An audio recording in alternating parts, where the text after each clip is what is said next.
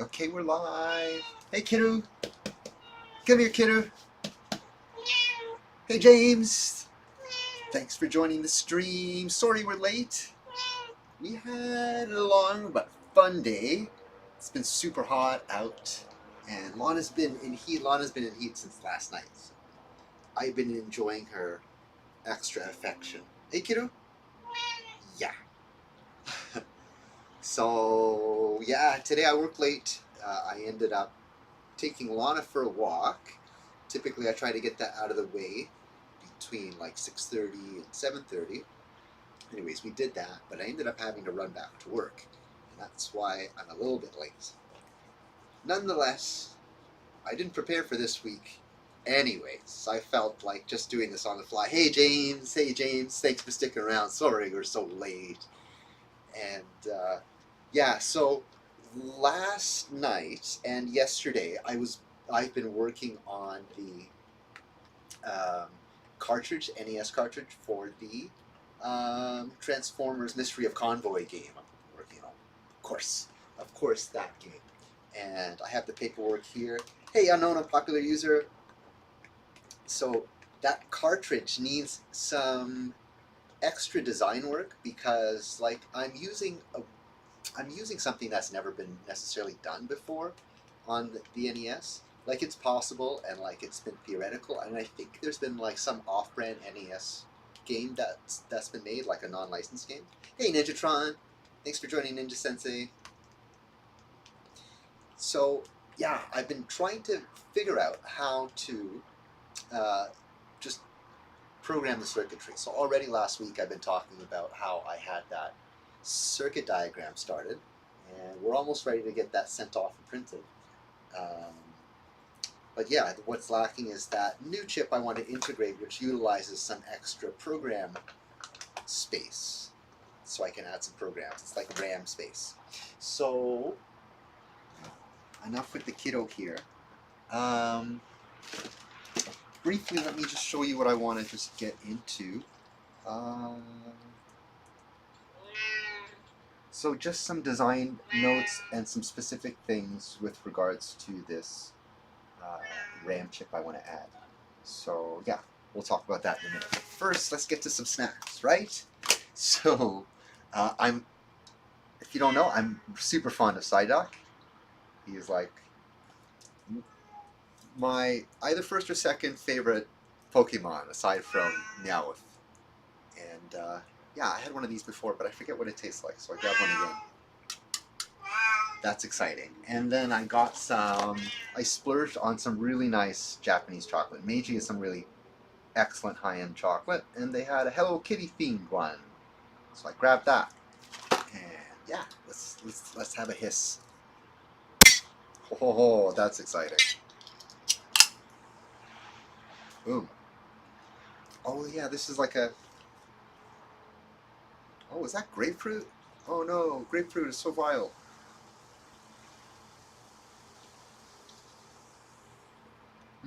That's pretty vile. No, that's really refreshing. That's actually really good. It smells like grapefruit, but it tastes like, I don't know, something citrus. That's really good. Let me really quick set up the YouTube chat because I forgot to do that.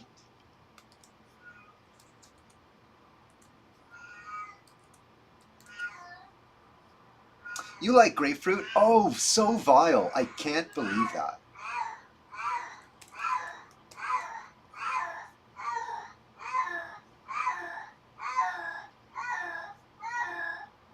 I hope you can hear Lana right now. That's hilarious. She was up until like 2 in the morning last night doing this. That's super fun. Super fun.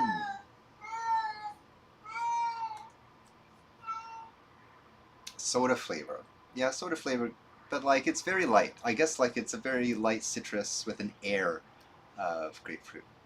Yeah, no, it's great when Lana is in heat because she's otherwise not so affectionate. She's very independent, and when she's in heat, it's like she's so reliant on me. She just turns into a puddle of mush because she's so affectionate. Yeah, I do not really like grapefruit either. Thanks, Ninja. Thanks for standing by me. Oh yeah, so the title The title of today's stream is Super Happy Cat Hour. I didn't know what to do, what to write, so I just put that in katakana. I like Coca-Cola soda and Dr. Pepper. Dr. Pepper's cool. Dr. Pepper's right on. I like that drink.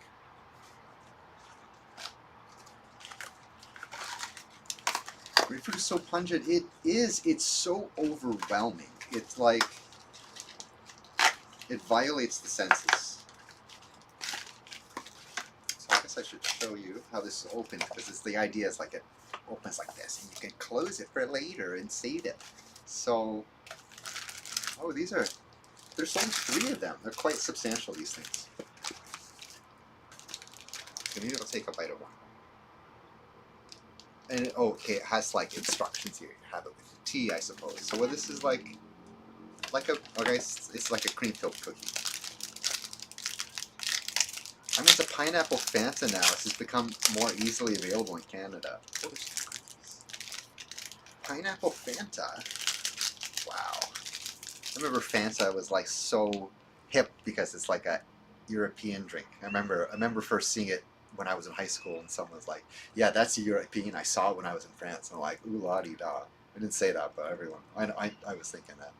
Do you plan to do Halloween candy in October? Yeah, I tried to do Halloween candy this year. I tried to find those Kers or Cares candies. They didn't have them this year. They had a really strange variety at the dollar store. Yeah, but for sure, candy on Halloween, absolutely. This is a heavy cookie. This actually has like a lot of weight to it. Mm-hmm.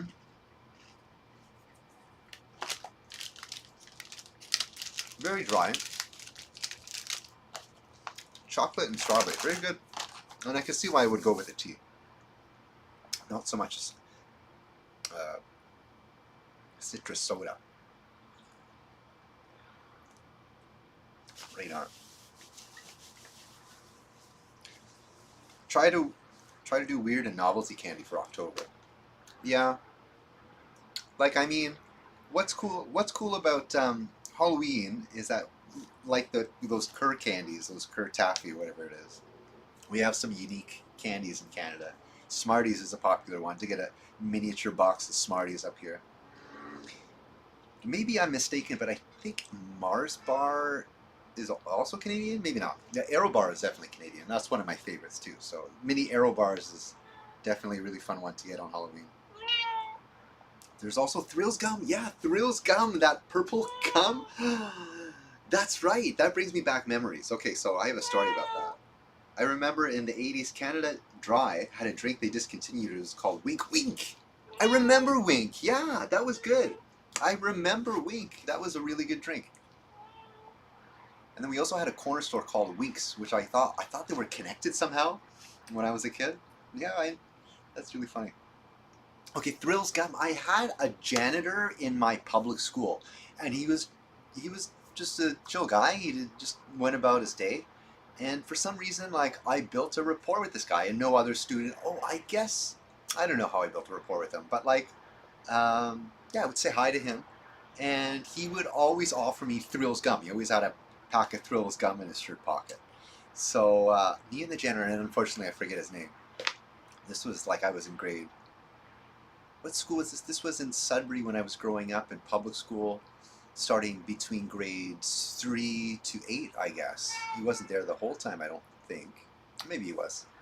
But, yeah, that was funny. Thrills Gum. We'd always share Thrills Gum around recess. Do you have berry sodas in Canada? Berry sodas, like, occasionally. I've seen, like, was it a grape Coca-Cola? It was a purple Coca-Cola of some kind, but it was like a special thing, and like I think it was also at the Asian supermarket, so it's probably one of those one-off seasonal things from Japan, maybe. But berry sodas. Oh well, we have Grape Crush. Is that a berry? It's not a berry. What would be a berry soda? I guess not. That's a very interesting one. I would love to try a berry soda, like a strawberry soda or a raspberry soda. Wow, raspberry soda would be really good. Oh man, my mouth is watering now. All these great ideas. There's Strawberry Phantom, Canada. Okay. You must have a different type of supermarket in your area because I never see Fanta. What I often see is these, I want to say Haribo, but it's not. It's a Mexican drink. And even at my Indian restaurant where I buy hamburgers from, they have, with their hamburgers and onion rings, they give this Mexican drink. And there's, well, the one I had last time is guava flavor. I had to try it. It was the most pinkish one. Something blue. Oh, blue.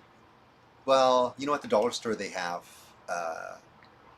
all different types of Mountain Dews now. So like electric blue is probably like the most blue drink we have here. I tend to see less variety of that sort of thing compared to the United States. Jarritos. Oh, okay, yeah, that sounds right. Yeah, it comes in those glass bottles. And they also have a pineapple one, which I remember was very good. I was in Montreal, and there was this taco place that opened. Of course, they have Taco Tuesday. So every Tuesday, I walked down the street to this taco place. It was like authentic. Like they were like they just got here from Mexico. Super cool people, great place, and yeah, right on. They're good. They're good. They're sweet. Even the guava one was really good. Hi, Kitty. You have something to talk about, eh? Mm-hmm. Oh, okay. That's it. Good kiddo. Good chat. Good chat. Mm-hmm. Just stick around here, Munchkin. Yeah, they're good drinks. I like them. So Lana has to go for a little bit extra walks there. Her brain kind of melts when she's in heat. And on top of that, it was like 32, 33 degrees today. And we were sitting around waiting for her boyfriend to come out. And I got stung by I got stung like 6 times. Maybe it was the same ant. This tiny little ant. It's like crawling around my shirt, stinging me all over. I couldn't find him. I couldn't get him out. And before I know it, he stings me again.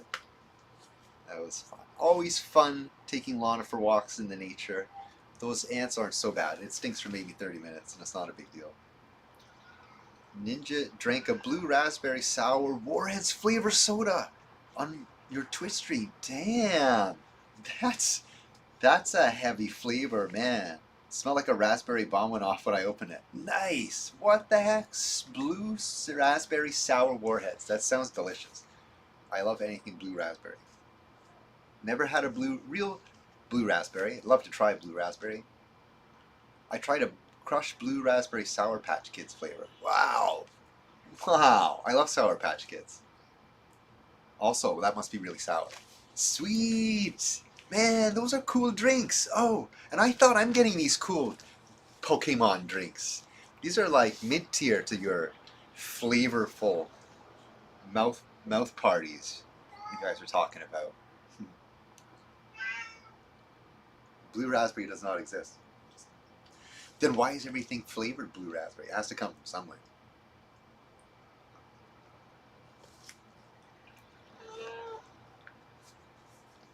I find the Warhead sodas at Dollar Tree. Ah, that's why. We don't have a Dollar Tree. I didn't even know that existed in Canada.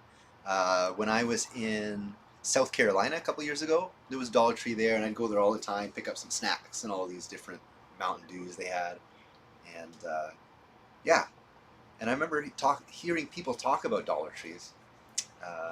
It was a mess, by the way. When I went in there, like things were a disaster. It wasn't kept clean at all. Just things were just dumped everywhere. The shelves were just like, it looked like a hoarder's place. It looked like somebody had like a warehouse and like they just turned it to hoarders.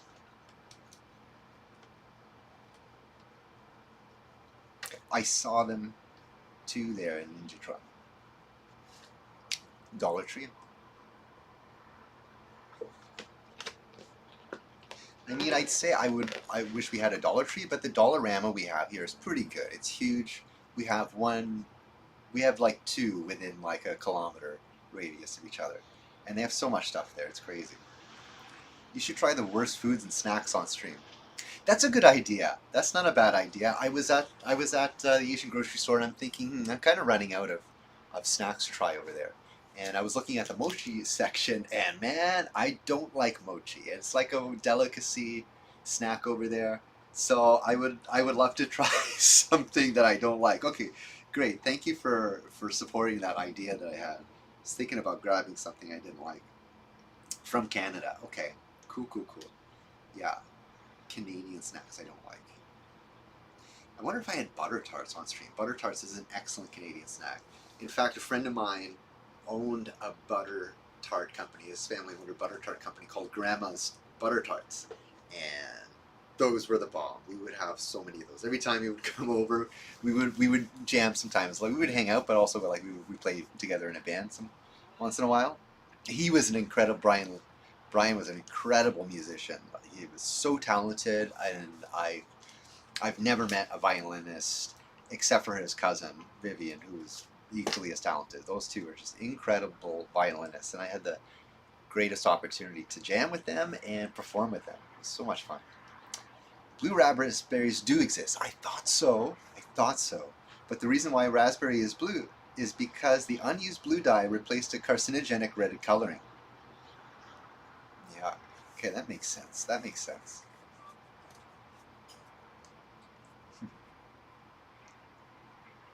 There is corn mace? Corn mace? Corn mace. Mace is corn. Mace is French for corn. That's how I know. But also maize is another word for corn. And I think you have to put 2 dots over the I. I think that's what the apostrophe is for. Sweet.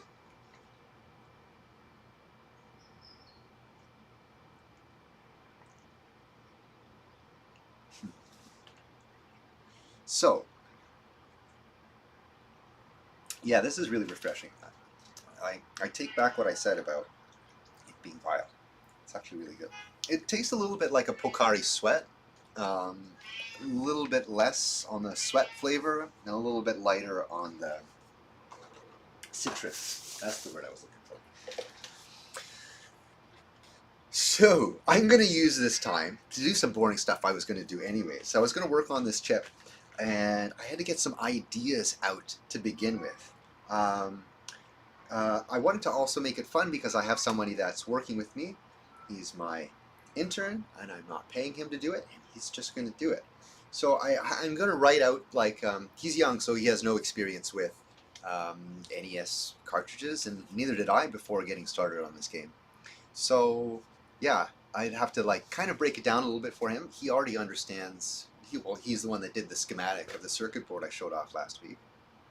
And I'm going to further break it down in the simplest way possible so that he can go over it with some confidence. And also, I would like to make a video about this as well, because this is something that I was very interested in, and it kind of it's the thing that drove me to disassemble that NES game. I just wanted to understand how NES games work, and I felt it was a good opportunity for me to do that. I didn't think that I was going to go beyond just getting an understanding how the game worked by disassembling the game. Yeah, I had no intention beyond just making it a learning exercise. So to talk a little bit about the Nintendo program structure, how that works is typically these days we use like serial communication. Serial in that it's in line, so the data and bits are given sequentially, whereas the Nintendo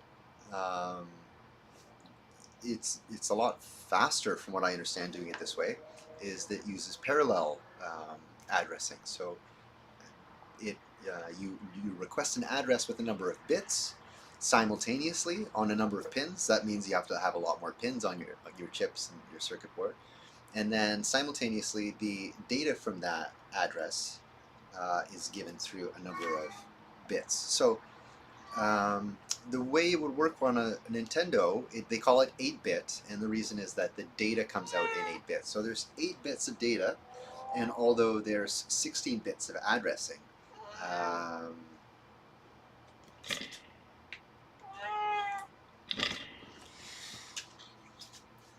although there's 16 bits of addressing, it's only 8 bits of data that's given out at a time.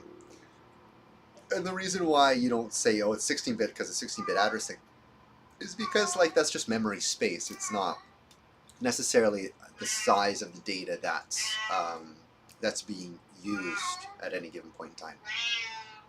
So 8 bits is 1 byte, and if you don't know what a byte is, that's like you would use hexadecimal calculator format, hexadecimal number format. So that's essentially a 16 base numbering system, whereas we would normally use a 10 base numbering system. This is a 16 base numbering system. And I think I may be getting a little bit too basic about this. But yeah, it's 0 to 9, and then A to F, and then it's like 10, and then 0 to 9, A to F again. So that's how that works. So the reason why we use hexadecimal is because there's 8 bits, and those 8 bits can address from 0 to FF, which is the maximum of 1 byte. And in numerical, in decimal number format, that would be 255 or 256 if you count the 0 values in the 0 to FF hexadecimal format.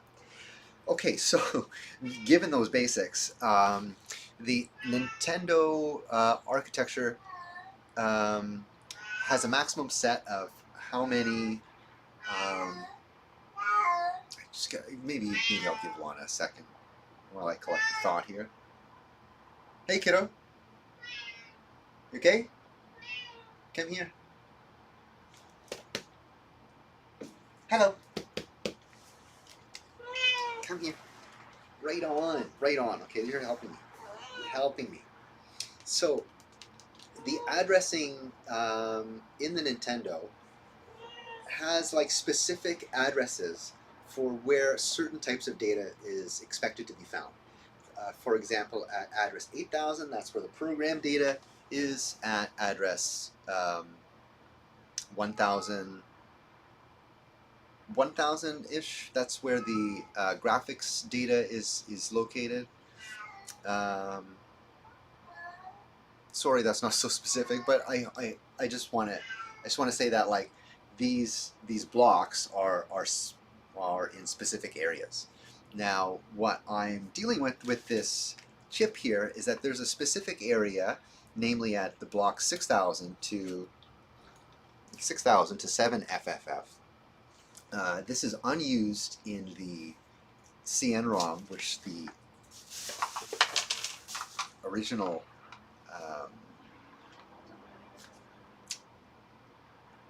Mystery of Convoy game has, or rather doesn't have. And I'm going to utilize that to expand the area. Now, okay, well, that was difficult, more difficult than I expected it to be.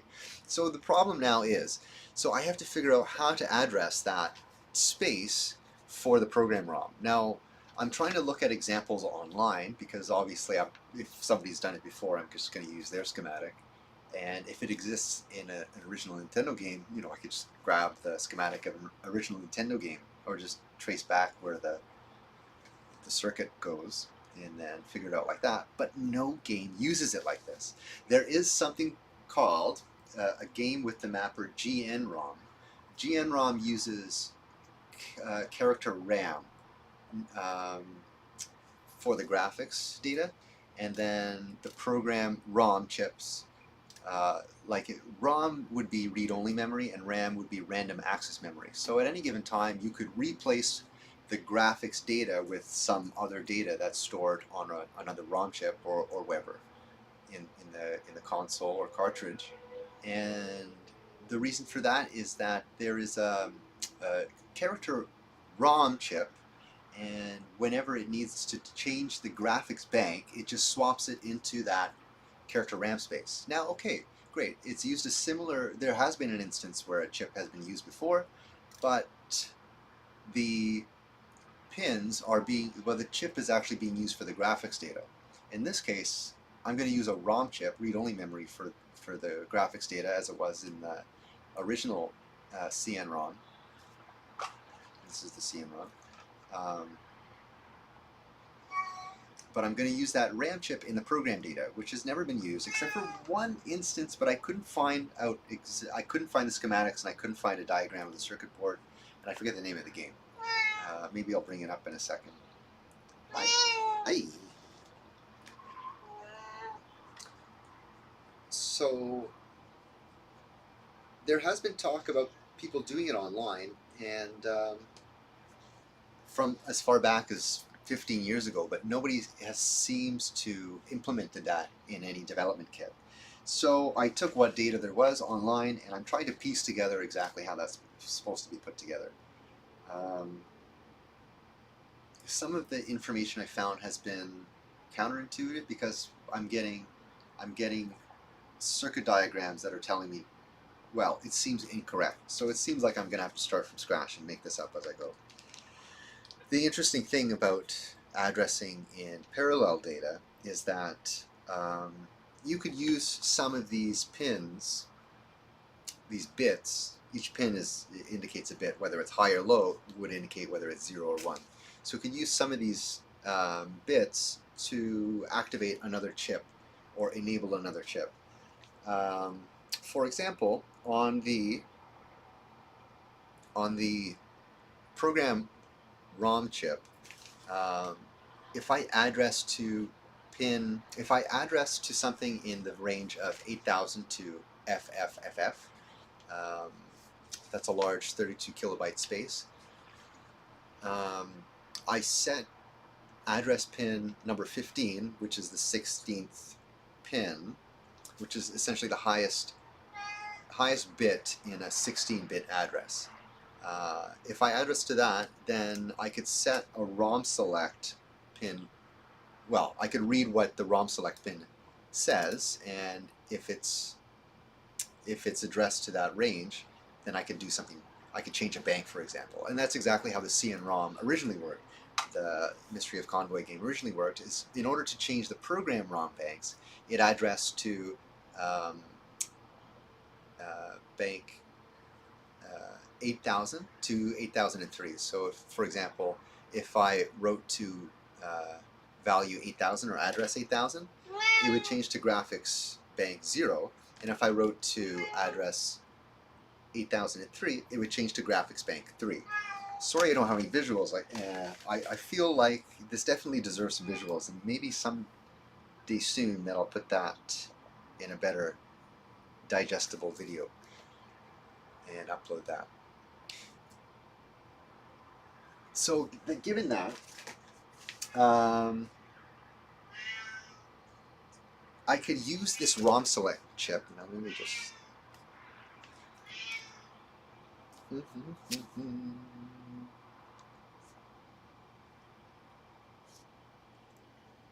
That's not doing good, is it? So what this is a NAND gate. When these three inputs are low, the output is high. So the output is going to select the RAM chip, which is this guy up here, and then this one below is another NAND gate that is going to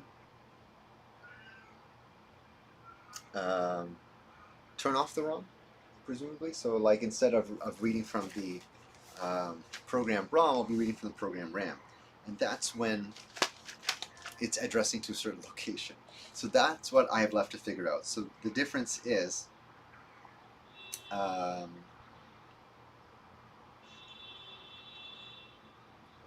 when I'm addressing to 8000, I'm setting the 16th pin of the address bits, but for the RAM, that's between the range of 6000 to 7FFF, 8 kilobytes range, and it's a little bit of a logic puzzle, and it all makes sense, but it's a little bit of a logic puzzle to figure out which pin to address to.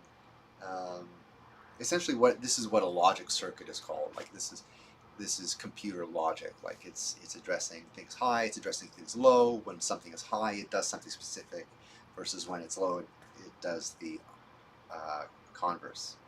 So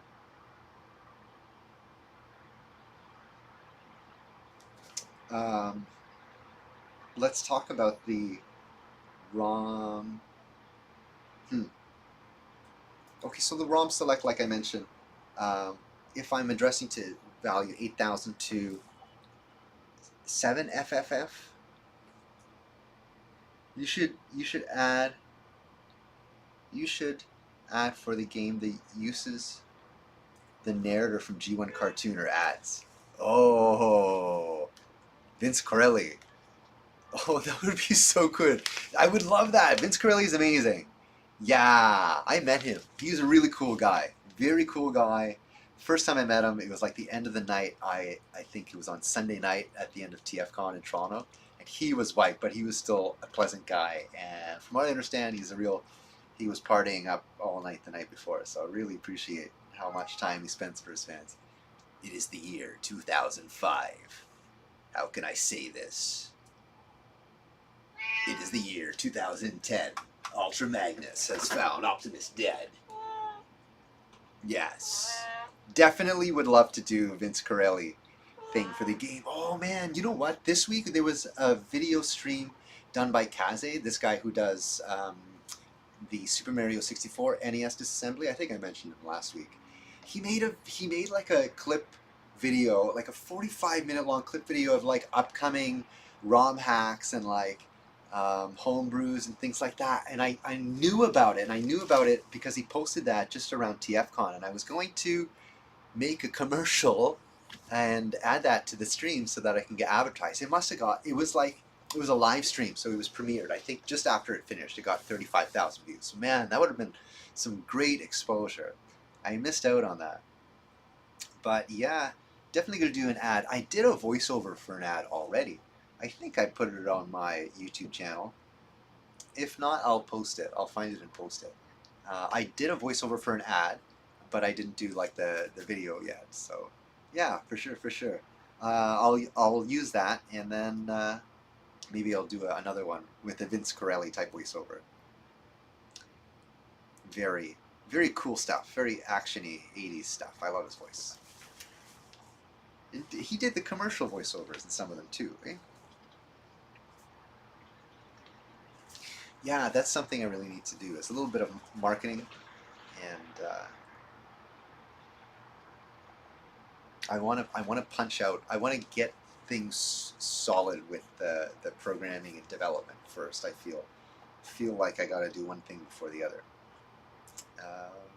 And this is it's a small piece, but it's a very crucial piece, because if I can't get that chips to work, then I gotta find another plan B. But it's important that I get this to work, and I know it will work. It's just going to take a little bit of figuring. Again, it's never been done before. So there's another thing about bus conflicts. Ninja says, I've been getting into trying some ROM hacks on my modded Wii U. Oh, sweet. Yeah, Wii's are great for ROMs and stuff like that. You can install emulators. That's what I get any console for. As soon as I get a console, I find a way to install an emulator. Sweet. I can't wait to have my game be played online. I'm gonna try my best to promote it as much as possible. So the bus conflicts happen when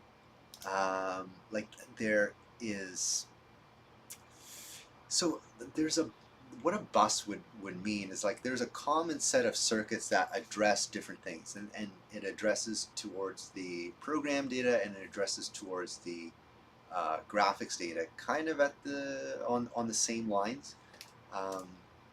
So what could happen is that there is a certain address being set on a bus for the graphics, for the PPU specifically. They call it the Picture Programming Unit, I think is what its acronym is for. And then, so if the PPU is addressed to a certain address, let's say 3000, and then I'm trying to write to address 8000, which changes the graphics bank to graphics bank 0, because there is a difference on that bus, it's gonna jumble things up. So in order to alleviate that, what you do is you read from address 8000 so that the address in all the banks is 8000. and then you write back to 8,000, so that the whole bus has the same value being sent back. So bus conflicts that might occur with the program RAM, I think it might conflict with the program ROM. So like the read-only chip, from what I understand.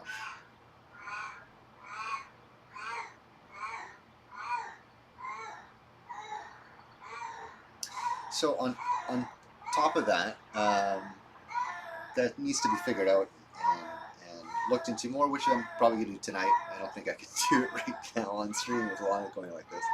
What I do have some more details I could talk about is this chip down here, which is probably hard to see.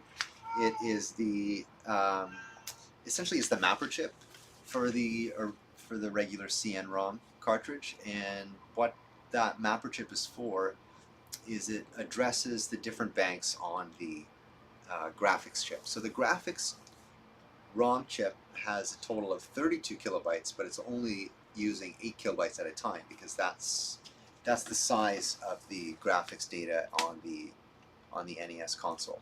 So it can only handle that much at a time. And in order to bank between the 4 different ones, you use, well, the original one uses 2 pins, and the other 2 are used on have diodes connected to it, and the intention for that is copyright protection. So if there's 2 pins only, that means 2 bits are available to address, because using computer logic, you could use 2 of those I/O pins as an address, and that gives you 4 values: 0, 1, 2, and 3. Hence the 4 banks of graphics.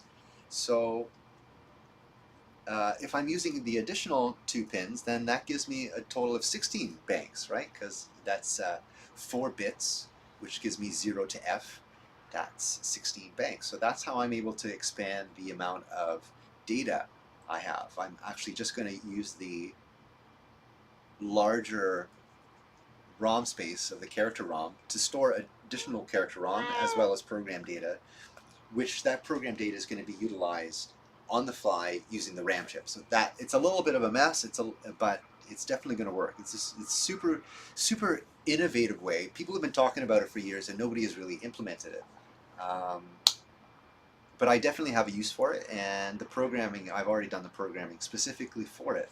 So I don't think it's a very application-specific scenario. But I think given how great it is in this circumstance, I think other people might use it for other ROM hacks in the future. So I would love to develop a circuit board that people can buy and develop their own game cartridges from. That, and I feel that's really cool. I'm glad it's on an interesting path that people have been trying for a little while, but haven't really found any applications for it. So that mapper chip, and the reason why those other 2 pins were used for diodes for copyright protection, if you're using the extra pins, then would it be playable on a Famicom? Not directly. You have to use like a converter, because the number of pins on a Famicom chip is actually different than the number of pins on an NES cartridge. I don't have an NES cartridge available, but the NES cartridge has an additional 10 pins or something like that. And those are, I think they're just used as extensions, like for stuff that maybe they were planning in the future, but they never ended up being utilized. The Famicom, I believe, came out first in Japan, and then later they developed the Nintendo Entertainment System, sold to Western countries. So I think when they developed the Nintendo Entertainment System, they had maybe some ideas, or we're going to use some expansion, stuff like that. And they also had like an expansion port on the bottom of the console, which was never really used. Until recently, somebody actually made a device. It's actually the first device ever created for that expansion port on the bottom, and what it's for is it allows you to use certain wireless controllers on the NES. Yeah, NES has extra pins for copy protection. Oh yeah, copy protection, that's right, the CIC chip on there as well. Yeah, that's right. So there are those pins as well. But in that sense, like you would just need a converter thing, and I've seen them. It's just a little adapter that goes on there that allows you to play that NES cartridge on a Famicom, and then there's another one that you could do for vice versa.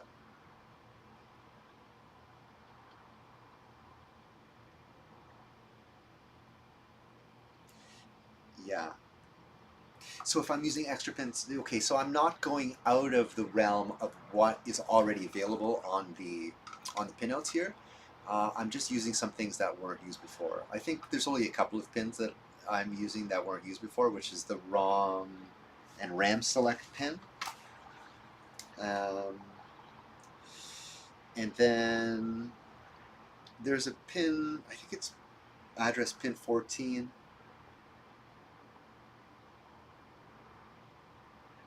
Which is tied down to the RAM select, which indicates that there's no RAM chip involved. So I will undo that, and I'm not sure where that pin would go, but I'll figure it out to indicate to the console that there is a RAM chip. And I think it's a very simple thing because, like I mentioned earlier, the Nintendo expects certain data to be in certain address slots. So if it's looking for RAM data, working RAM data, it knows it's going to be looking between address 6000 to 7FFF, that range of 8 kilobytes of data. So the 8 kilobytes of data, conveniently enough, the bank size of the graphics is 8 kilobytes. So it's a good size. I could chop up the graphics data, utilize 8 banks of graphics data, and I think I have 2 banks. Yeah, I'm using only 2 banks of 8 kilobytes in the graphics data as additional RAM space. And what I did essentially is I took all of the program data and what isn't necessary at all times. Maybe like actually the way I separated it initially is that all of this stage stuff and the intro stuff is in the first RAM bank, and all of the boss stuff, like the graphics information, like where all the tiles go, the stage layout for the boss stuff is all in the second bank of the RAM data that I've stored on the program cartridge. Maybe would it be better if I had a program visual up on screen? Let's see if I could open this. My computer crashed before I got on stream, so everything closed. I can open this up again.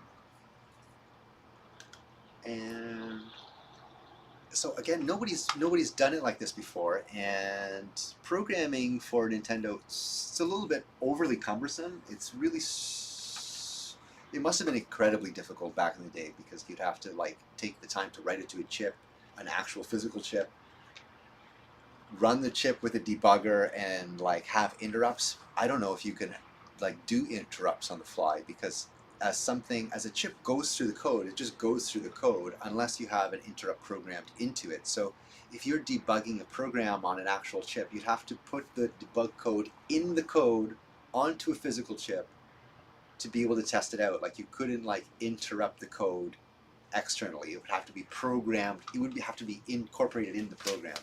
So instead of today, where I could just like debug things on the fly using like an emulator and like step through the code, back in the day, that must have been incredibly cumbersome.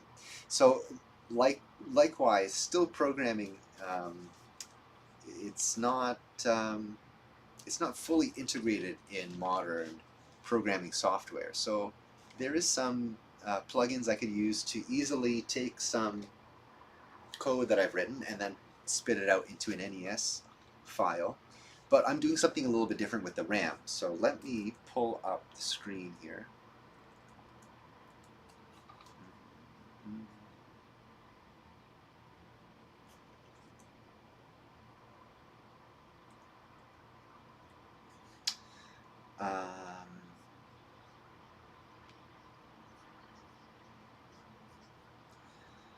So I tried a few ways, and it was really difficult because I had to, well, initially I had separated the graphics data from the program data, and what I did there, let's see if I could pull that up on screen.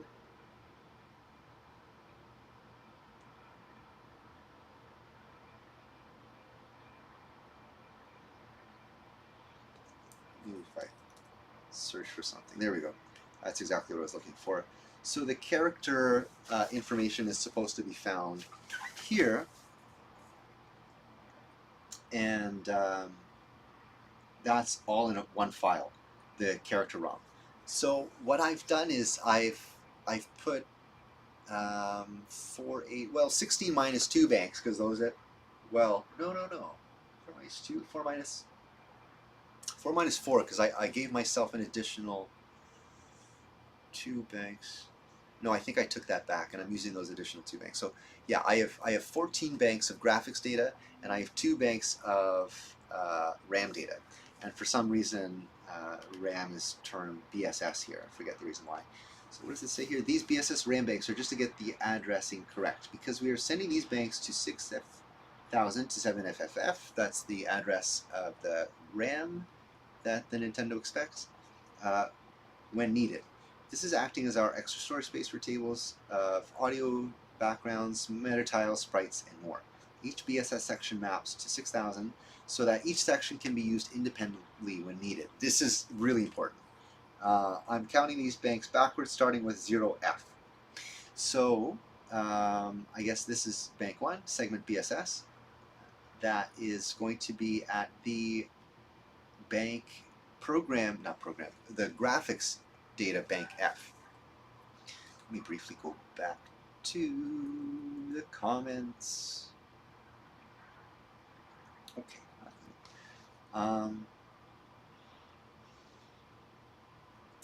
So if we go to BSS2, I think that's what I call the second bank.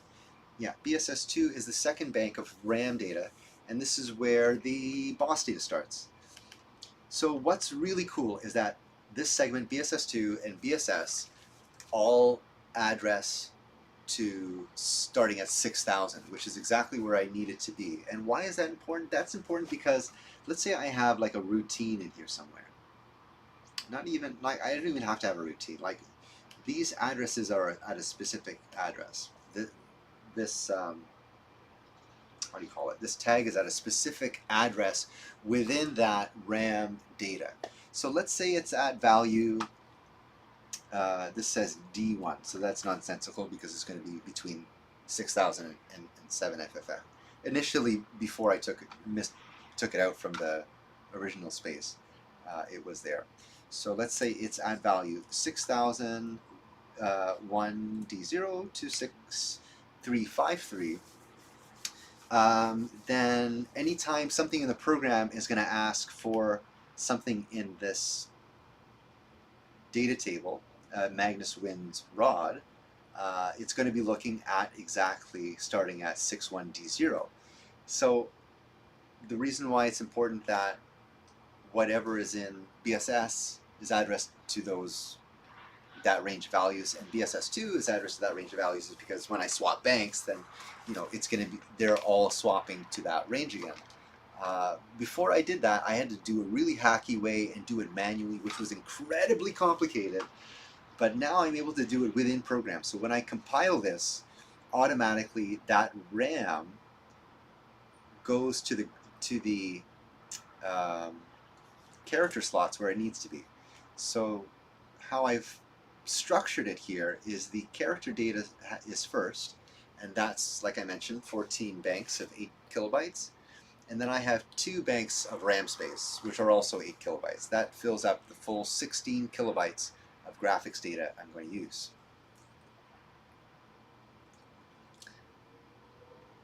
So that is fun. That was fun to explain because that took a lot of thinking, and it works really well. Hey, truck versus gun.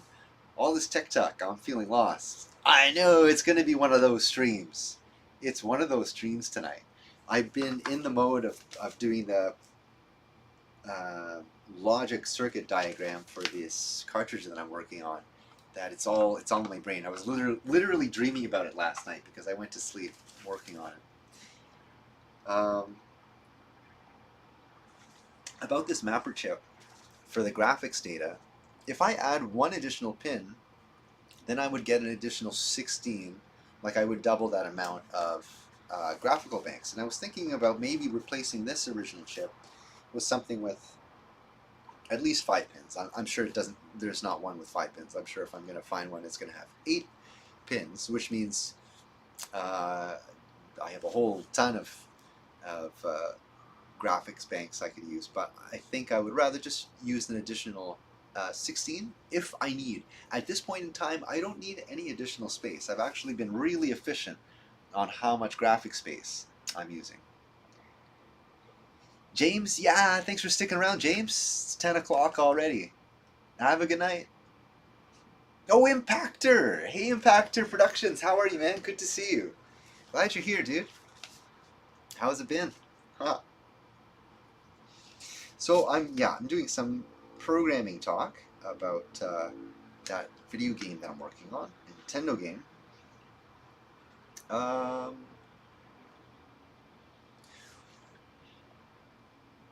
And that's basically it. I think I've gone through the entire cartridge. But you know what I wanted to do is I really wanted to open this, and that's probably something. Maybe we can have some fun doing that right now.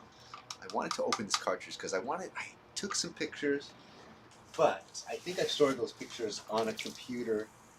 You know what? Oh, I have to give a timeout. 1 minute. I'll be right back.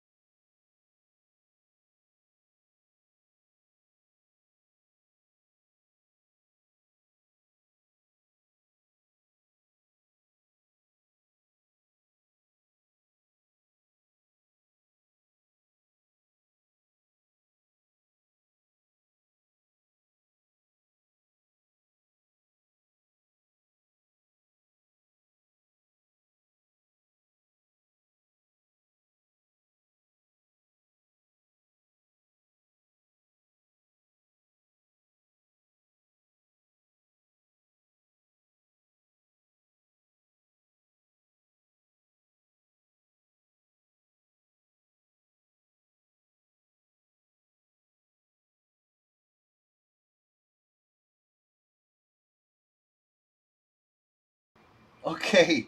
I had an awful Psyduck moment. My whole Psyduck juice just spilt all over my office floor and my fabric box and a whole bunch of... It's so sticky in here. It's so sticky. Psyduck! Oh. What can I do? This place needs to be cleaned up anyways, so I'm not going to stress too much about it. I got the majority of the stickiness out of here. Too funny. Too funny. My Psyduck drink had to sabotage my office here. Nice. Everything is sticky. So here I saved some chips. I got some goo on my RAM chips. So, yeah, there's not much data stored on these things. I think it's 8 kilobytes total. Yeah, 8 kilobytes, right? So these pins, there's so many pins because they're addressing directly the 16 bits of addresses and then 8 bits of data that comes out when it's requesting information from that address, or it could even write to that address, because remember, this is random access memory, and I could store additional or I could change the data that's stored at a specific address on the fly.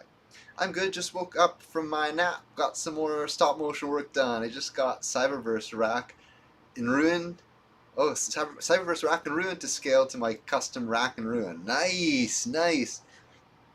I remember that custom Rack and Ruin, dude. Yeah, I remember you were building that. Sweet, dude.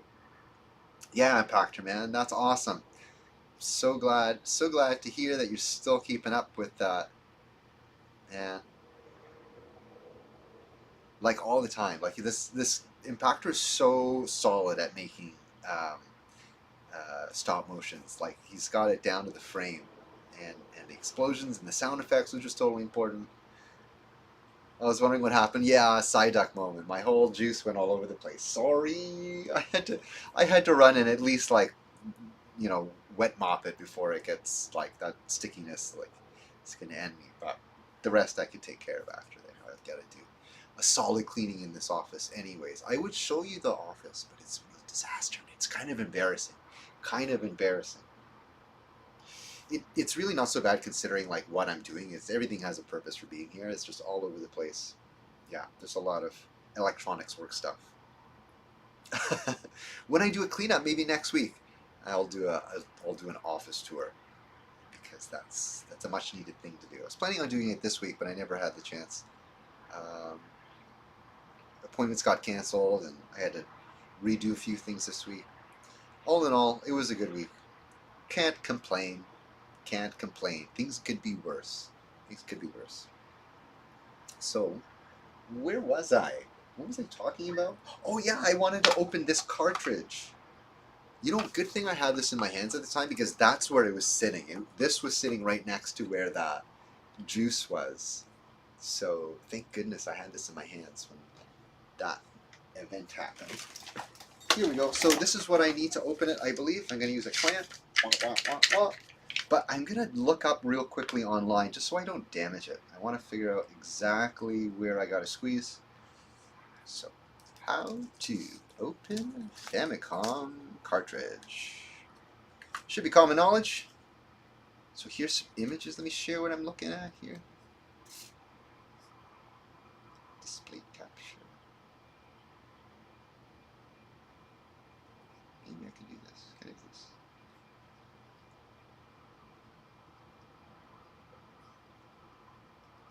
Wow. Sweet. Wow. Sweet. I think that works. Almost.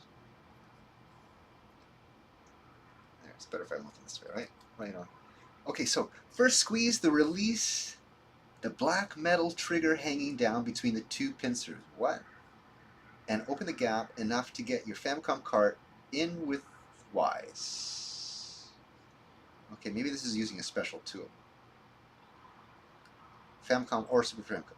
Then use the big black plastic trigger handle to squeeze a few times and snug the gap between the cartridge. What?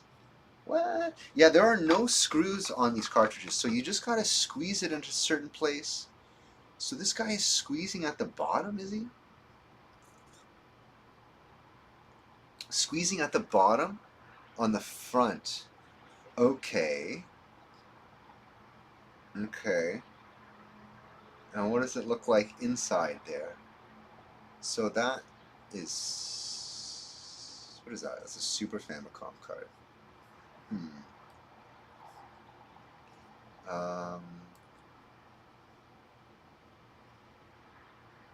That's a Famicom card, eh? Yes. So, okay, that is...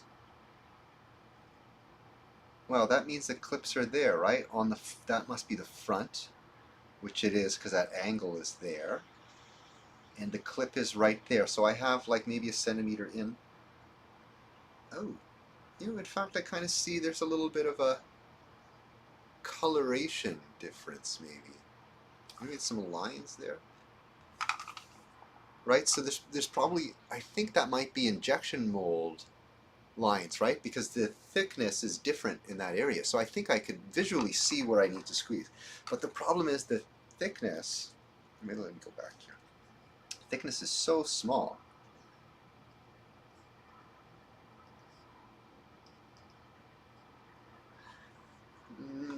Thickness where I could squeeze is so small. So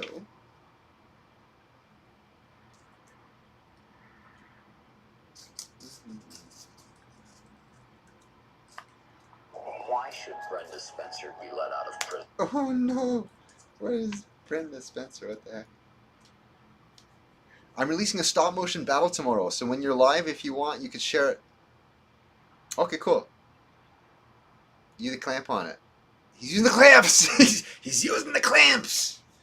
Getting the clamps! Yeah, I would love to share your work. Definitely, definitely. Yeah, if you have something now, I'd love to share that. That'd be great, dude. Anytime, anytime.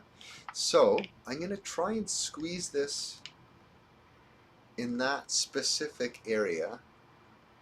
Just with the corners of this clamp. But that did not work. Maybe I need a thinner clamp. But then again, that cartridge was squeezed pretty solid, right? Oh, I felt something. Already it went pop. Oh, look at that. That is easy. That was easy. Got one side open. The other side is partially open. Boom. Easy squeezy. Now, why is it stuck? So this is cool, actually. So you know what I'm going to do with this as well? I'm going to take some pictures and I'm going to upload this to the Nintendo card database. And I think it's, yeah, NES card DB, NES card database.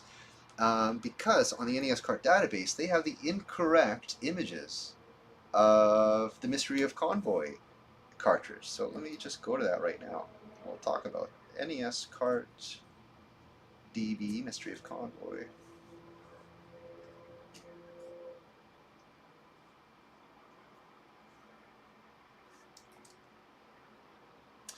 So here, like this was the information I was using for a long time, and then one day I decided to open the cartridge and I realized that they got this wrong for some reason. So it's showing here that the program chip is not present. The label of the chip is not present, but that's not true. And the image here, that's, you'll see in a moment, once I figure out how to get this, the remainder of this open. How do I open the rest of this? Like I mean, I got that hinge out. Am I missing something? Then use the big black plastic trigger handle to squeeze a few times and snug the gap up more the cartridge.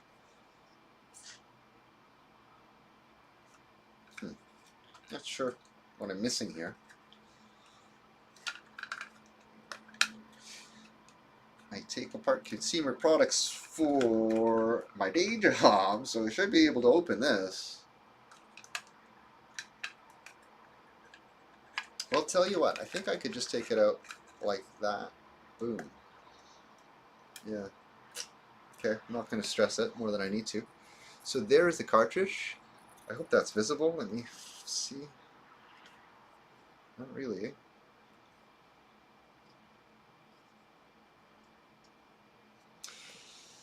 So there's the cartridge, and clearly it's different than what we see in the NES card database. They've correctly labeled it as a CN-ROM.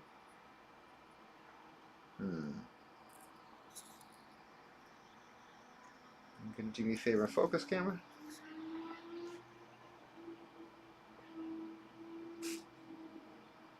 Not today, it says. Okay, it does say CN-ROM, like right there. A few things I wanted to check was I just wanted to double check the circuitry, just make sure all the pins are exactly what I expected to be, like in our circuit diagram. I also wanted to see specifically whether the horizontal mapping or the vertical mapping was soldered. And here there's an H. Oh look, it's focused. There's an H down it.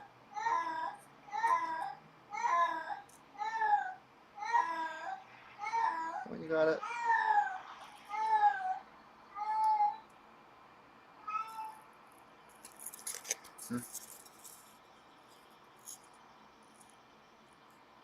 Sorry, not working. So yeah, there's horizontal mapping. And what the difference between horizontal and vertical mapping is, some games you go up vertically, like I guess, is it Icebreaker for NES? Is a vertical game.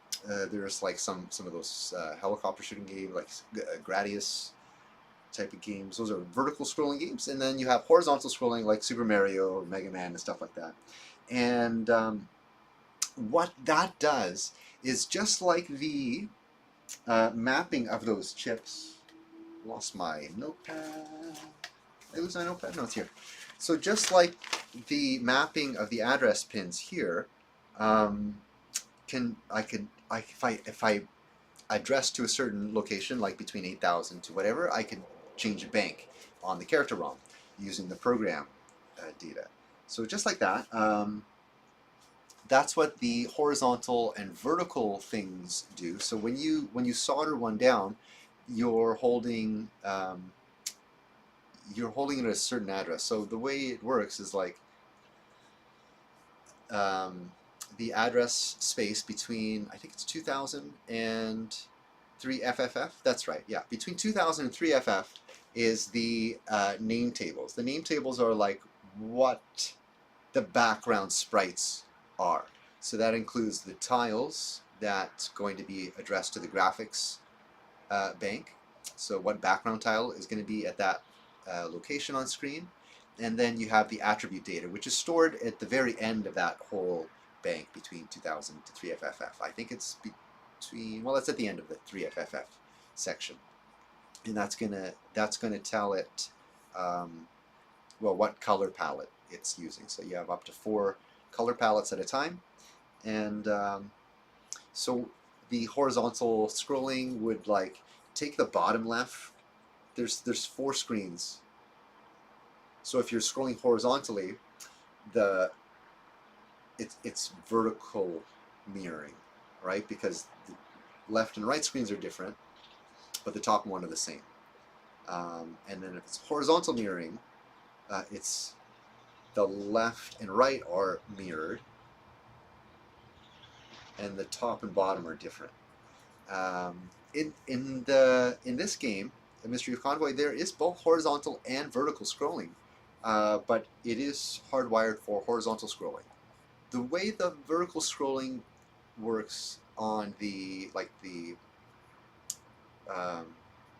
time zone levels, and as well as the bosses are vertical scrolling, because that's how the boss moves up and down. It's a background, so hence the scrolling is going up and down. Well, for the boss stage, like it's only using that one screen. So typically, if you're vertical scrolling, you'd have 2 screens that you could go up at a time, and you would change the background of the screen that's not being displayed at the time, so to continue up and scroll. So you would like generate new background graphics as it's scrolling up, and replace the stuff that isn't seen. But for the boss levels, it only has 1 screen, so nothing's being replaced. It's just like 1 screen. That's why it only scrolls a little bit, is because if it scrolled too much, you would see the top of like Megatron's head pop up. For example, when I was programming Unicron, I would be very careful on the range on how far it goes up and down. I wanted to show as much as possible of the top of Unicron because there is graphics on top. But if I scrolled up too far, then you would see Unicron starting to float up at the bottom of the screen. So yeah, it's a very well, there is nothing hacky about that. You know, it's just normal Y scrolling, and then but the what do you call it? The time zone levels are a little bit different. In fact, let's have a look at that. Let's have a look at how that works in game.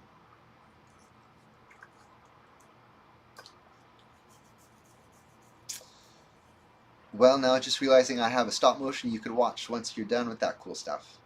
Is that cat DeceptiKitty meowing in the background? Yeah, she's in heat, man. She's meowing like crazy since last night. Good times. Yeah. Tell me which one. Tell me which one. I'll bring it up. Your stop motion impactor. I'd love to put it on. So as you're bringing that up, I'm going to bring up the game, and I'm going to warp to a time zone. How am I going to do this?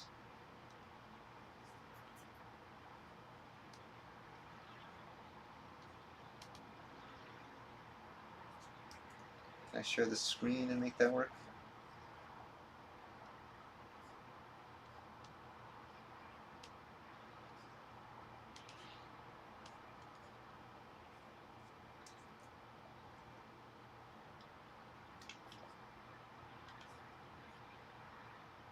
Does that work? Okay, great. So let's go to, oops.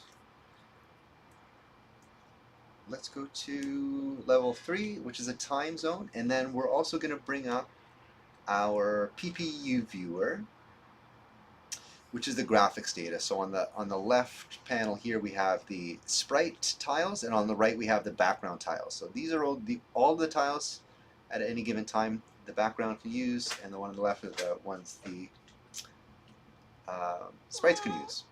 Hi kiddo, you're right on the keyboard. Right on, right on. Okay, what did you do there? Great.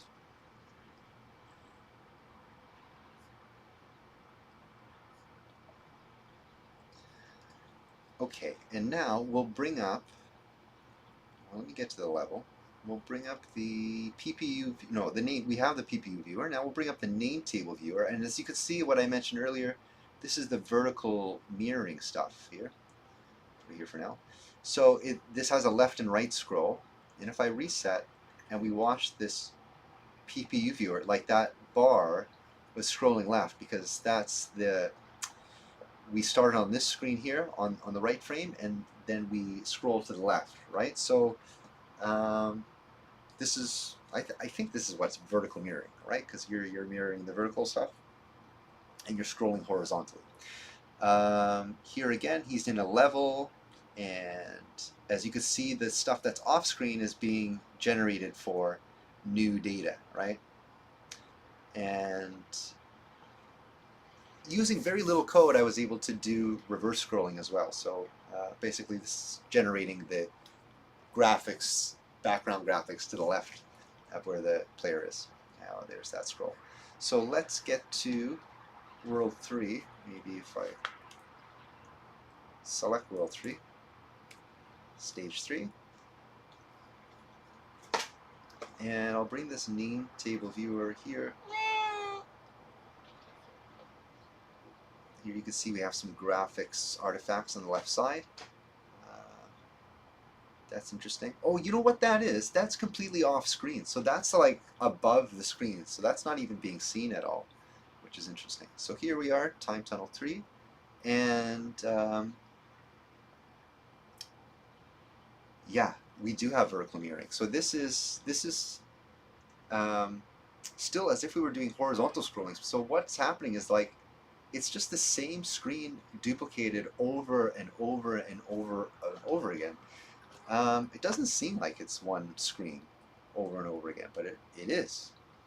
Like every time you go up a whole screen. Oh.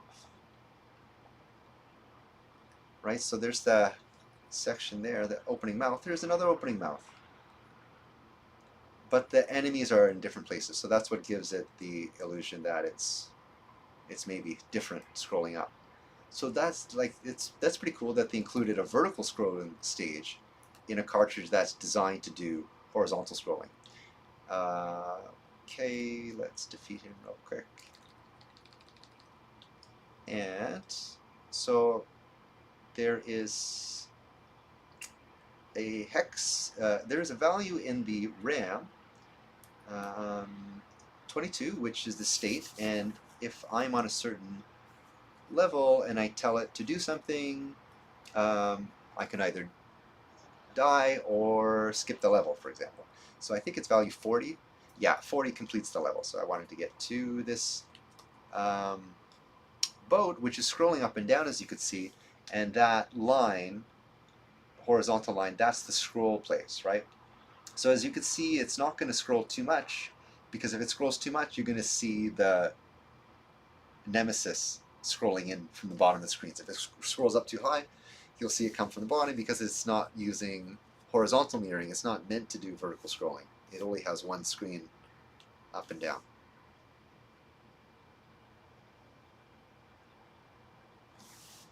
I found it fun. I found it incredibly interesting because I always wondered how Nintendo games worked. I never knew. I thought it was just magic. And even when I got into programming and things like computer languages, I still didn't understand because it was like it's totally elusive. It's completely different than the normal stuff these days. Bumblebee moving Cybertron scene stop motion. Okay, let me look that up, dude. Right on. Let's feature some awesome stop motion here. Bumblebee movie Cybertron scene stop motion.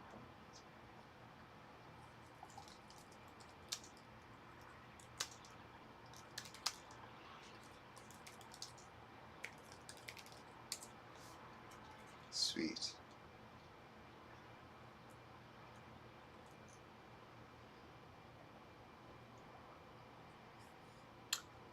Bumblebee movie Cybertron scene stop motion recreation. Oh. Here it is.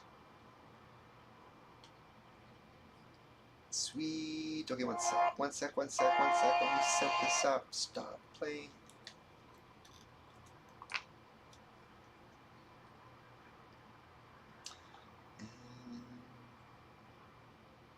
Can I get desktop audio? Yeah, I can.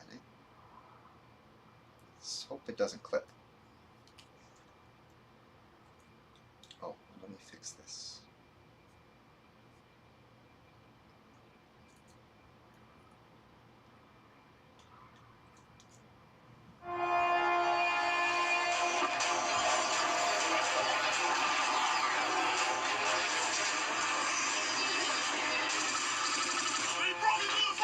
Okay, sorry, one sec. I want to make sure I get this in the best quality that's available. Yeah, sorry. Oh, 360p. Okay, I guess that is the best quality available. Sorry, I'm going to restart this. So this is Impactor Productions' recent stop motion called Bumblebee Movie Cybertron Scene.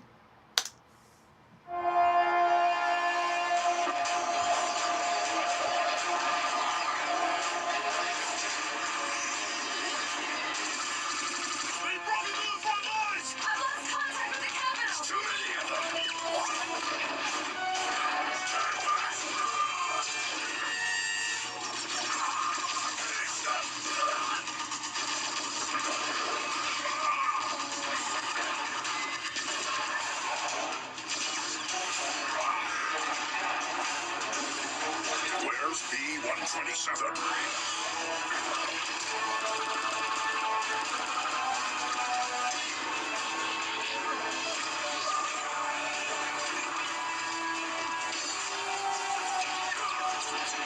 Sorry, Mike. Hit a little traffic.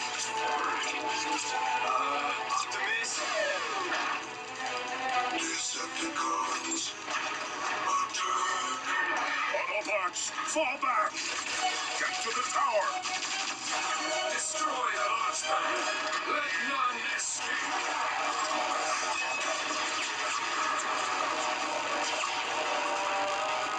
Cybertron has fallen.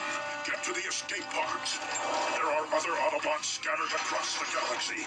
We must reach them if we hope to survive. Oh my This is our god. home. We have to fight. That was so awesome.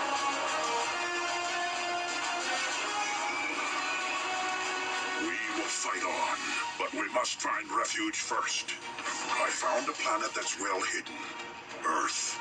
You will travel there and establish a base for us. Once we've gathered the others, we'll join you. You must protect the planet. If the Decepticons find it, then our people are truly finished. Now go.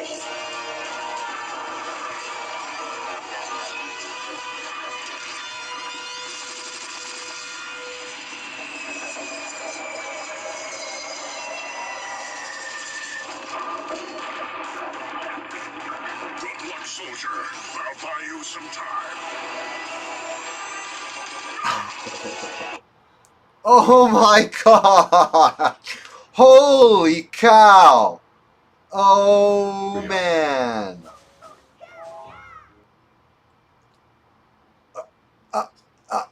I can't. Okay. I can't talk. Holy moly!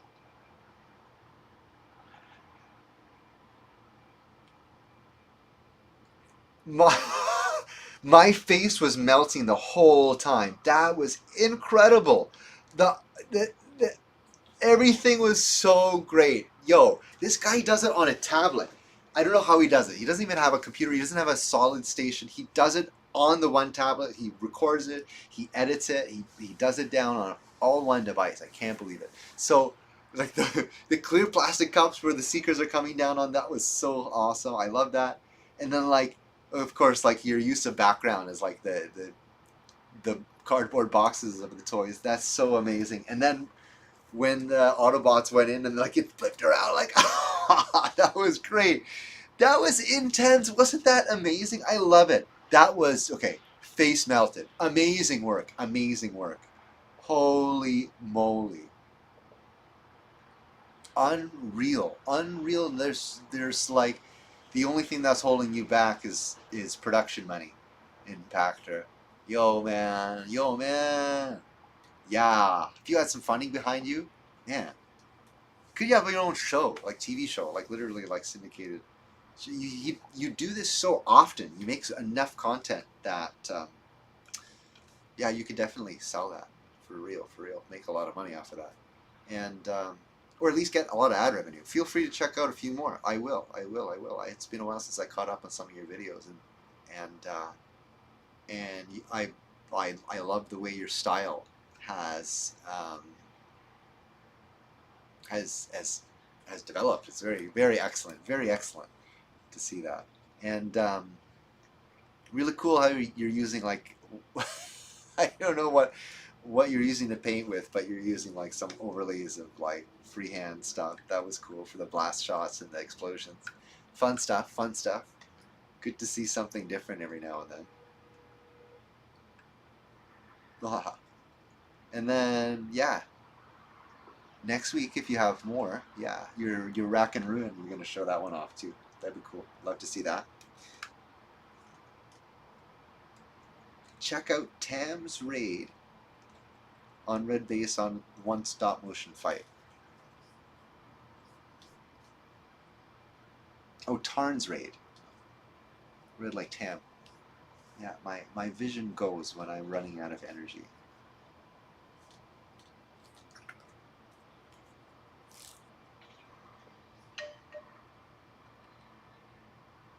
Also, when it gets late, my interesting astigmatism tends to be more noticeable, just because I'm not sure. I'm not sure why it's more noticeable. I guess the daytime glare kind of drowns out the astigmatism I have. Oh, we're having a computer failure. Okay, well, it's going to take a minute to load. Hope I'm still on. I wanted to look again at that cartridge. What else did I want to note about?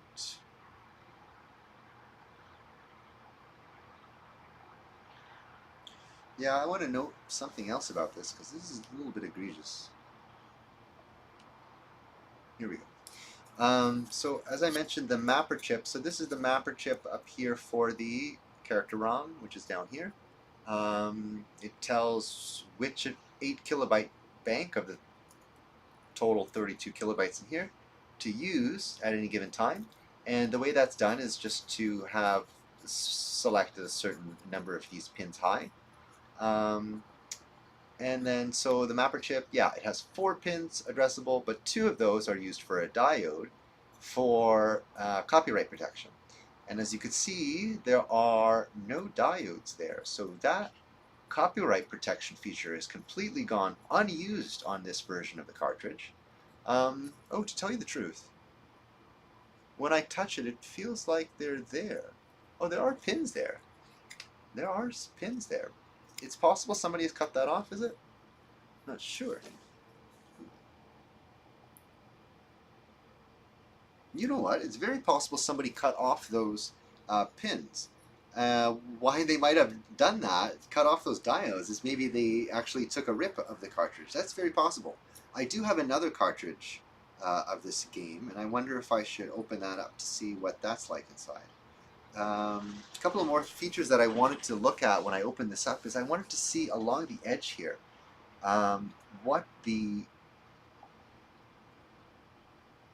chamfer is, like what the angle is and how long it is. Now that I look at it, oh, there is one. It's very slight. Yeah, it's about a millimeter, maybe less than, but it is there. Okay, so there is a chamfer. And the reason for that is so that it can go smoothly into the Nintendo console.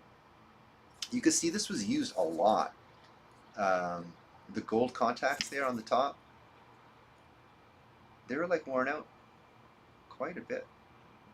Discolored a little bit, almost silvered.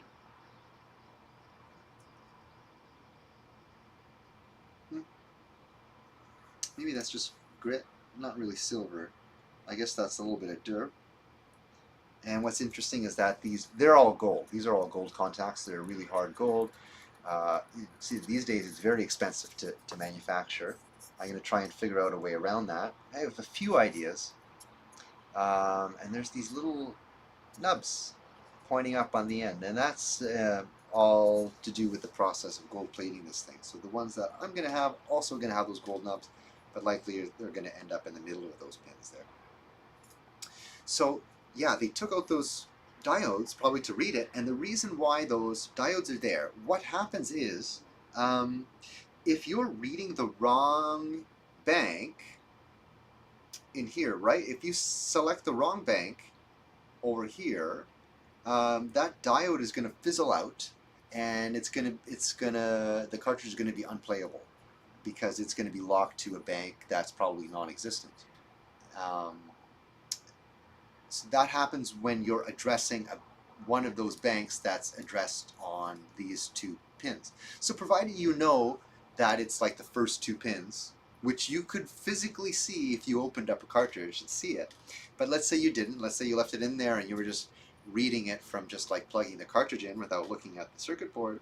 Potentially you could burn out those, well, just ruin your cartridge if you are unaware and you were reading from those upper pins. So yeah, that was the circuit protection. Maybe it's there, maybe it wasn't, but there are pins there, so I'm going to say that they were there, but somebody came along and cut them out. I'm going to have to put this under a microscope and confirm that. That's very interesting.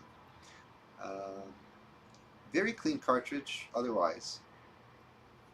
Really cool that there's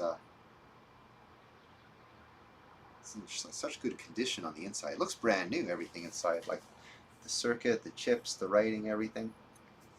So over here you can see a little nodule where this has been broken away, and over here there's another nodule. So what I'm going to do is I'm going to do the similar thing.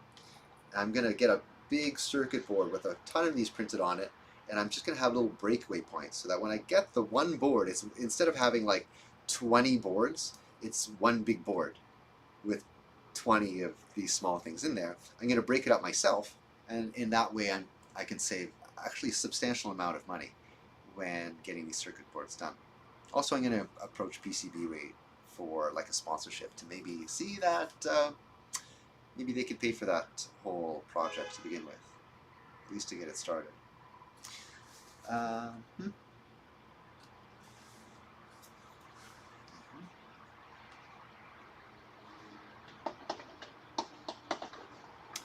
Famicom didn't have copy protection. That's why there were so many bootlegs. Yeah, copy protection with respect to the CIC chip, and also in the original NROM, like the NROM, the Super Mario Bros. Game it was made on, that had zero copyright protection of any kind on the cartridge or in the console. So that's what they did in this is probably like the iteration either just after the original NROM, Super Mario Bros. Video game cartridge, or the third one. Oh, because it is Mapper 003, right? So it would be, I guess, maybe the third one. So this is the third Mapper, third cartridge design, and by this point, which was in 1986, could have been released before, that's where they got the idea of using these diodes for copyright protection, because the console itself didn't have copyright protection. So Nintendo, this is, I believe, a Nintendo designed circuit board. They came up with that idea of using that method of copyright protection. Once you watch the second stop motion, the final one to watch is Transformers Prime, Episode 1, Stop Motion, 200 Subspecial. The titles are so long. Okay. Let's see if my computer's caught up here. Tarn's right, there we go. Tarn.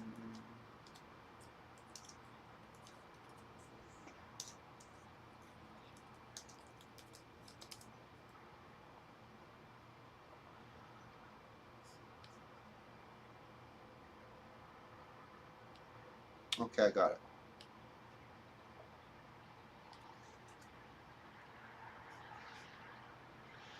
Okay, I'm gonna keep my face here because like my reaction face was like my face was totally melting. So let's watch together here.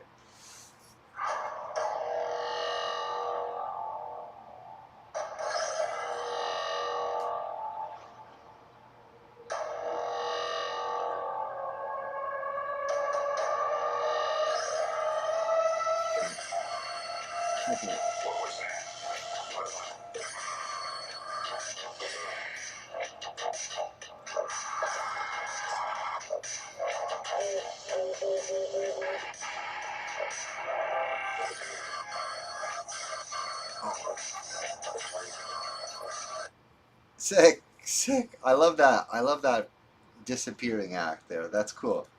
Very cool, very cool. I love that.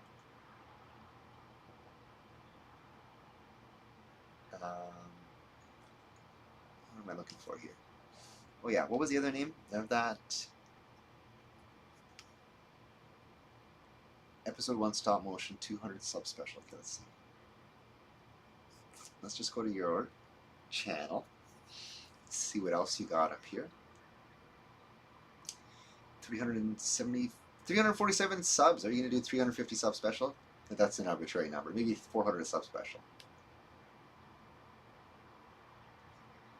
I guess the number is no, 250 is a good number. But if you have already done a 200 subspecial, let's see.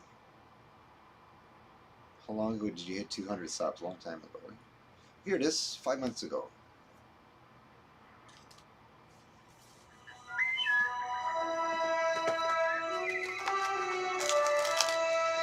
So there I am on the lookout, when out of nowhere, these high beams light up my rear view. And then it hits me. I'm illegally parked. Another parking ticket. Better, the boot. Big metal tire clamp, impossible to remove. Bingo! So the local police do their thing, and I let them get all the way down the block. That's when I kick off my new shiny shoe, and bang! Wow. New York's finest soil themselves. You know me, RC. Mess with Cliff Jumper. And you get the horns. Not Wow. sure how that complies with Autobot rule number 1. Keep a low profile. What can I say? Patrolling for Energon out here in Dulles. That car motion is so smooth. Almost makes me miss the Decepticons. Like Jasper, Nevada's a party. We're alone wherever we travel on this rock cliff. Sick. I'm getting a signal. Need backup? Do I ever need backup?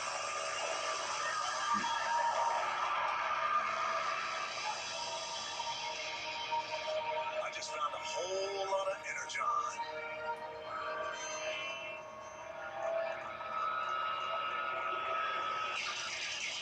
Decepticons.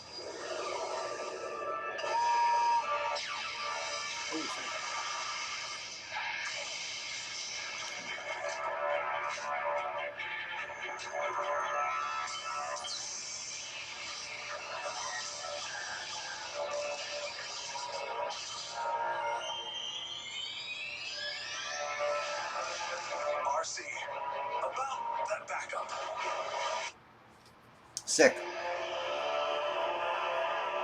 Oh, it's not over. Fair warning, boys. I'll put a few things in ya.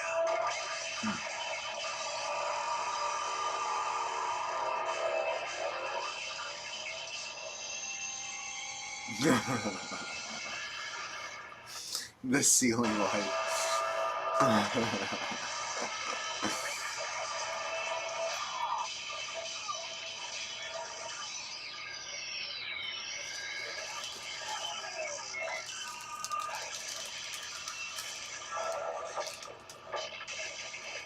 You want the horns?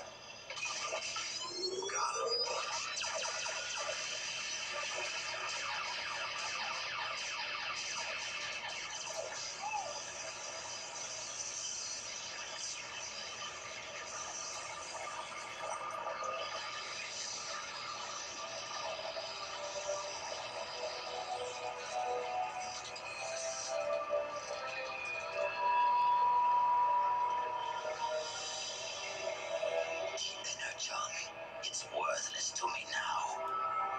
No, gamer star thing.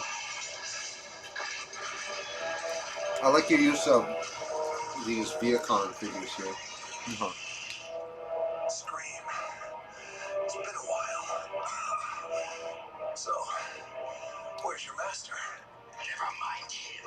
I am my own master. Any more questions?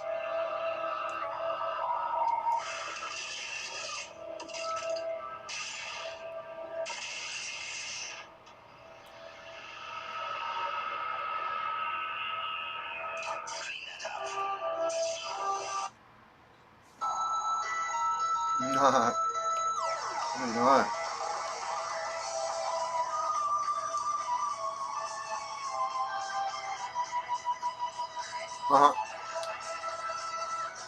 Hard to keep that up daily, man.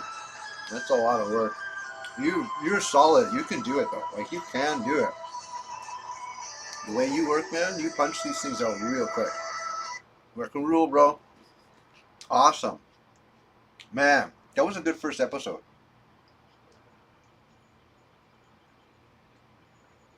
That whole opening scene was incredible. Number one, you had The Rock in there, celebrity guest, the celebrity voice actor, and then Steve Bloom. Oh my God, I love Steve Bloom. He was amazing. He was in Metal Gear Solid Peace Walker, and a couple other things. I forget what else I like, but I was a really big fan of him in Peace Walker, who else was involved in Metal Gear Transformers? There's a lot of people involved in Metal Gear and Peace Walker. Like for example, Greg Berger and Neil Ross were both in Metal Gear Solid 3. The Fear! Awesome characters.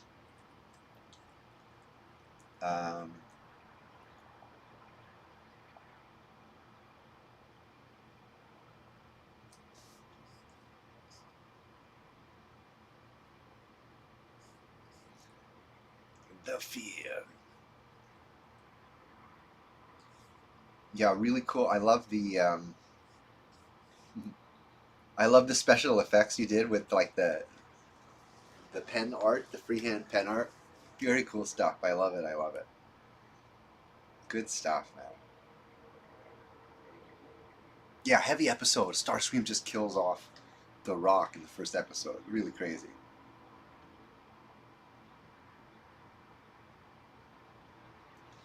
Okay, let's check out another one. Check Rotor Storm stop motion test. Okay, we'll go back to your channel. Let's see what I'm doing here.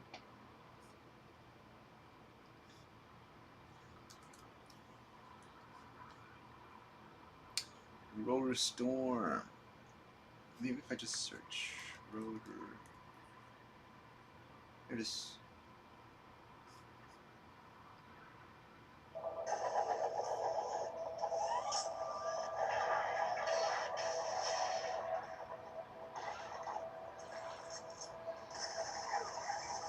Wow. Wow. Man, I love that Rotor Storm toy. That's a really nice Rotor Storm toy, as a matter of fact.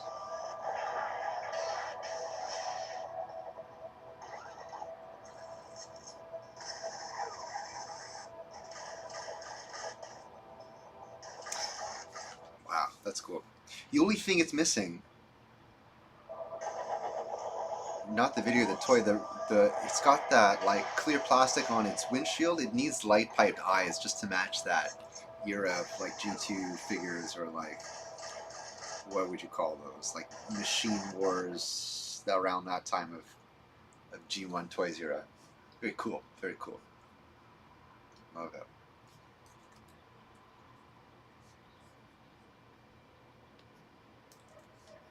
Oops.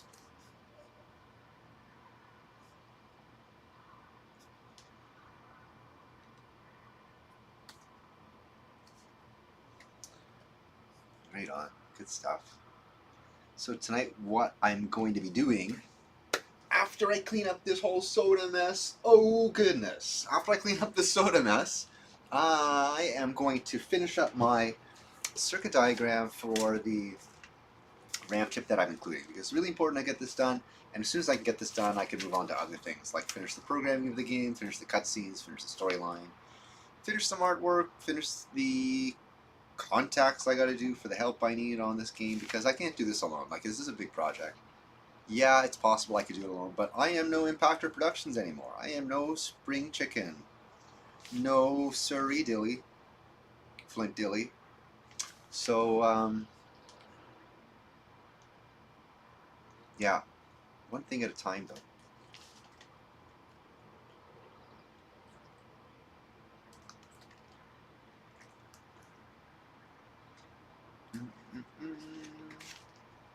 Well, I think I'm missing something in the chat here. The chat hasn't been reloaded.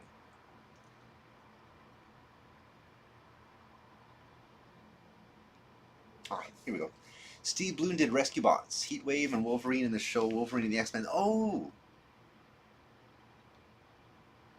He did Wolverine in Wolverine and the X-Men? Really? I thought Wolverine was Scott McNeil. Wolverine and the X-Men. Because, like, there was the new X-Men. What did we call it? What was that called? X-Men Extreme, something like that? Oh, man, what was the name of that show?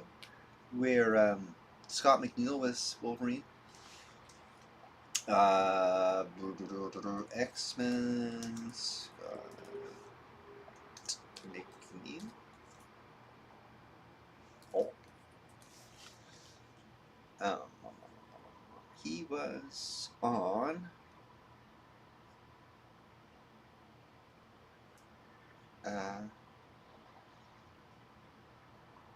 X-Men Evolution. Okay. Okay, X-Men Evolution and Wolverine and the X-Men. I thought Wolverine and the X-Men was a spin-off of X-Men Evolution. Wolverine and the X-Men.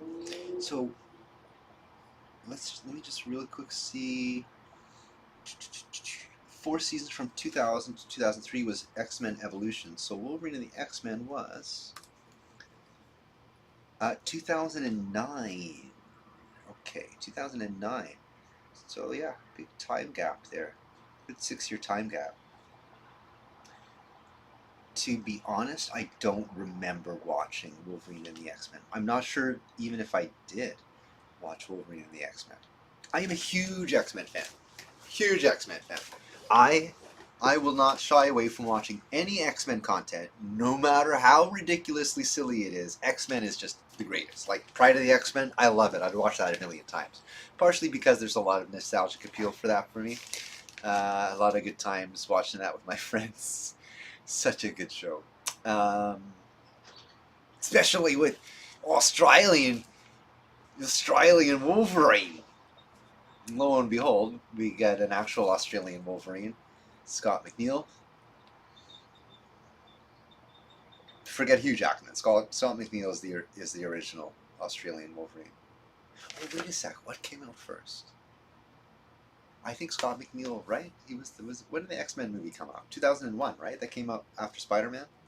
X-Men, which was written by Solid Snake voice actor David Hayter, who also was on cast with Paul Eiding, who we all know him as Preceptor and perhaps the Quintesson Judge.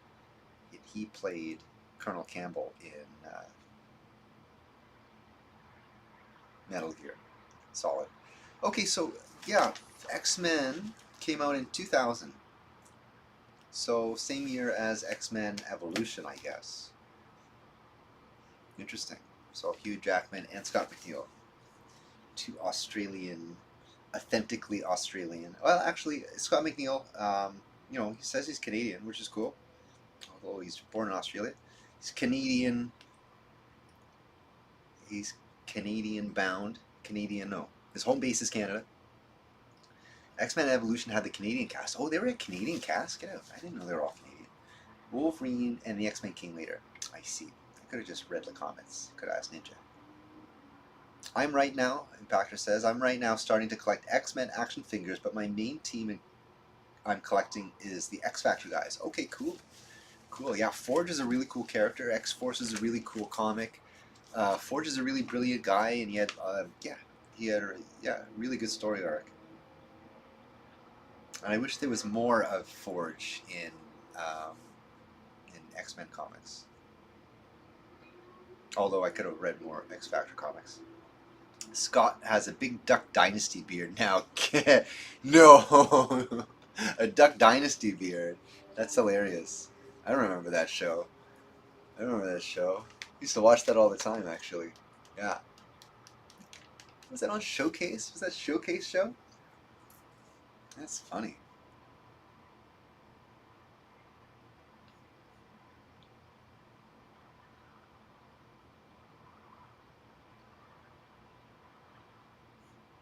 Yes, X-Men is so cool. I could go on and on about how cool X-Men is, just the philosophy behind X-Men.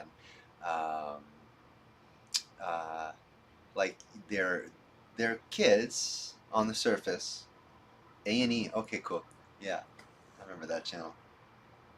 Yeah, on the surface they're just kids. They just want to be kids, and they just want to, fit in life. And already, like the parallel there is that teenagers growing up, as you're growing up, it's hard to fit in a world outside what you're used to, and things are very different as you get older, as things change, and your interests and your friends and your environment.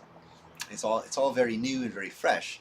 So, like for comics for young adults or young kids growing up, it's very. It was very cool for me too. It was very cool for me to have like these mutants and that they're different. They just want to fit in. They just want to be kids. Just want to go to school, and like go to the movies and go to the carnival rides and stuff like that together. And have milkshakes together at the local milkshake bar. I like the Uncanny X-Men comics, like all the way back to the black and white comics. It was very, I don't know, really hit me in a certain way, especially those black and white comics. Although the 90s comics is like where it was at, like huge, man, at the time, 1992, X-Men, like Wolverine, man, just like forget about it. So cool. I was into the X-Men before the animated TV show came out, which was in 92. So to see that 92 cartoon show come out, man, that was so cool. Good times. Great times, 1992. So, yeah, overall, there's a great story behind X-Men, and there's a lot of room that can be explored, especially in a new movie, if they're rebooting the movie. Like, there's a lot of modern-day themes that they could use allegories of X-Men for. For example, in, like, those Bryan Singer 2000 X-Men movies, they use it as an allegory of being gay, and there was one scene where Bobby Drake, Iceman, is explaining to his parents that he's a mutant, and he even shows them his powers. It's like, you can't not be a mutant, you're just a mutant. His mom is like, have you ever tried not being a mutant? Like, as if it was just something you could cover up type of thing. And yeah, that was very cool. But very progressive at the time. So I would be very interested to see what new parallels they could do with X-Men. That'd be very cool. Like, for example, in Superman, they used the fact that he's an alien, that he's an outsider, and America right now is very disinterested in outsiders. They're very much sending away outsiders. So to have that being in the spotlight on that movie, Superman being the alien, I thought that's very cool and very appropriate for the time. Very well done. Although, they were very poignant allegories. I think, as a Canadian looking from the outside, I don't care, as it doesn't impact me as much. But I mean, that is the state of the world, and it did talk about conflicts, global conflicts outside of America, which is, I suppose, concerning to me as a Canadian. So they did talk about that and put a pin a little bit in some of those topics, which is really cool. I would love to go see it in theaters. I was planning on going to see it again, but I didn't get a chance to. So I'm out of drink and my voice is going. It's 11 o'clock. Thank you for sticking around. I'm going to cut the stream and finish my cartridge, and hopefully next week I'll have a new setup format here with better audio equipment. I've been meaning to get back up. So yeah, great chatting with you. Love it every time you all can be here. Thank you so much for joining. Truck vs. Gun, Ninjatron, Impactor Productions, James Coleman, the unknown unpopular user. Everyone, thank you so much for being here. Have fun. Yeah, I will. Well, it's going to be a little bit of a late night. Try not to make it too late. Have a good night, y'all. Thanks, Truck vs. Gun. Hope you get that juice cleaned up. Yeah, thanks, dude. Me too. Okay, well, I'm going to call it till all are one, and stay excellent. Ciao. See you around, Impactor. Namaste, y'all. Namaste.